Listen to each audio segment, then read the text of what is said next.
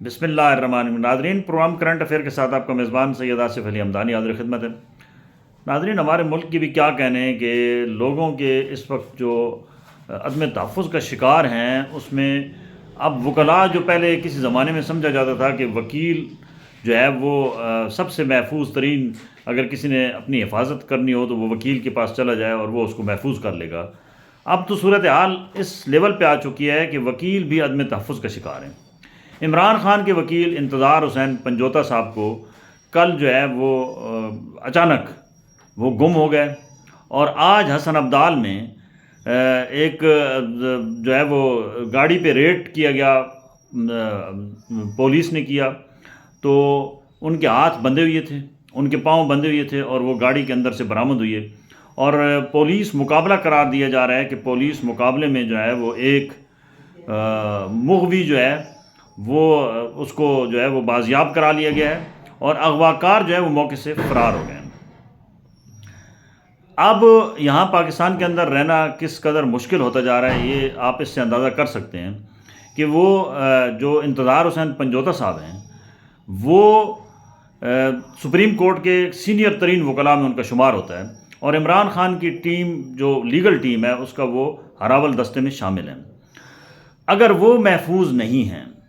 تو پھر ایک عام آدمی محفوظ کیسے ہو سکتا ہے؟ ان کو کل دن دہاڑے صبح کے ٹائم پہ کل وہ گھر سے ان کو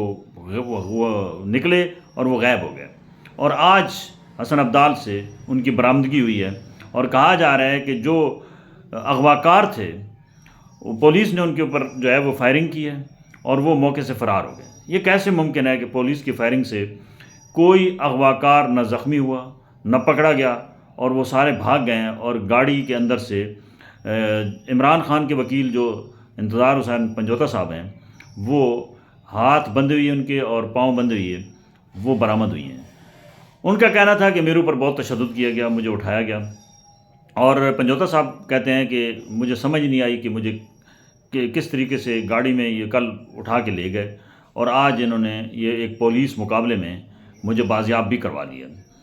یہ اس ملک کی کہانی جو ہے وہ روزانہ ایک نیا رخ اختیار کر رہی ہے، اور اب سیاست کے اندر یا آپ کسی بھی شعبے میں چلے جائیں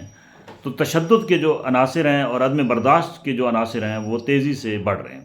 جو کہ کسی بھی معاشرے کے لیے اچھی بات نہیں ہے۔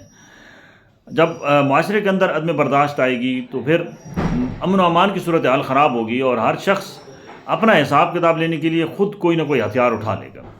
جب ریاست جو ہے وہ آپ کو تحفظ دینے میں ناکام ہو جائے، جب عدالتیں آپ کو تحفظ دینے میں ناکام ہو جائیں، جب آپ جو ہے وہ ایک کالا کوٹ پہن کے بھی غیر محفوظ ہوں، تو پھر بتائیں کہ آپ کس جگہ پہ محفوظ ہو سکتے ہیں۔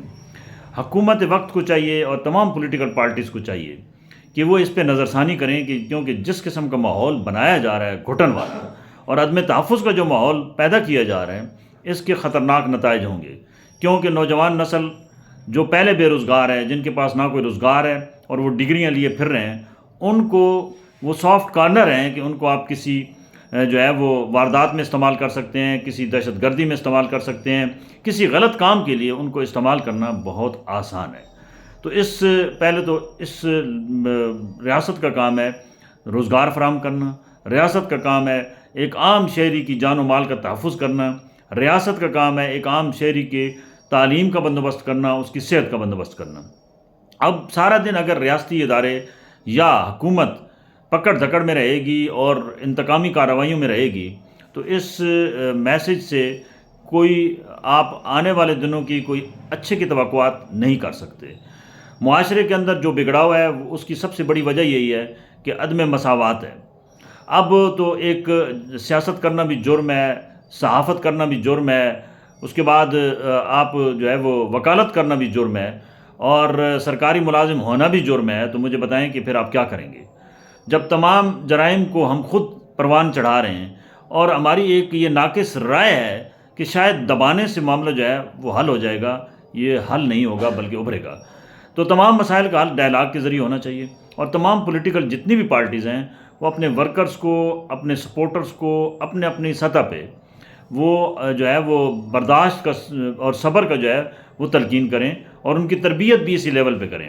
یہ کوئی سیاست نہیں ہے کہ ایک آئے تو وہ دوسرے کو پکڑنا شروع کر دے اور اس کے ورکرز کو پکڑنا شروع کر دے. اس سے یہ سیاست نہیں ہے بلکہ یہ غلاظت ہے. اور یہ بات یاد رکھیں کہ اگر یہی غلاظت بڑھتی گئی تو ایک وقت آئے گا کہ ان پولیٹیکل پارٹیز کے پاس ٹکٹ لینے والا بندہ کوئی نہیں ہوگا، کیونکہ سب کو پتہ ہے کہ اس وقت سیاست گالی بن چکی ہے. سیاست جو ہے وہ اپنے گلے میں پھندا ڈالنے والا معاملہ ہے، اور سیاست جو ہے وہ منافقت ہے، اور سیاست جو ہے وہ مفادات کے لیے ہے، وہ عوامی جو ہے وہ مسائل کے حل کے لیے نہیں ہے. لہٰذا اس کے اوپر جو ہے وہ توجہ دینی چاہیے، اور اداروں کو بھی دینا چاہیے، ریاستی اداروں کو خصوصی طور پہ دینا چاہیے کہ یہ ہم کس لیول پہ جا رہے ہیں، اور یہ روک تھام نوجوان نسل کو راہ راست پہ کیسے لایا جا سکتا ہے. آج اگر عمران خان کا وکیل پکڑا جا رہا ہے تو جو حکومت میں ہے، کل یہ حکومت سے جب باہر آئیں گے تو پھر ان کے وکلاء کے ساتھ بھی ایسے ہوگا، ان کے بچوں کے ساتھ بھی ایسے ہوگا، ان کے ورکرز کے ساتھ بھی ایسے ہوگا، ان کی فیملیز کے ساتھ بھی ایسے ہوگا. تو یہ سلسلہ تو نہیں رکنے والا ہے، یہ تو سلسلہ اور بڑھے گا. لہٰذا اس گند کو صاف کرنے کے لیے تمام سیاسی جماعتوں کو اور ریاست کو ایکا کرنا ہوگا، اور عوام کو ایک صحیح ڈائریکشن دینی ہوگی کہ وہ کس لیول پہ جا کے ان کے مسائل حل ہوں گے، اور عوام جو ہے وہ ان کو جو تحفظ ہے وہ ملے گا. بہت شکریہ.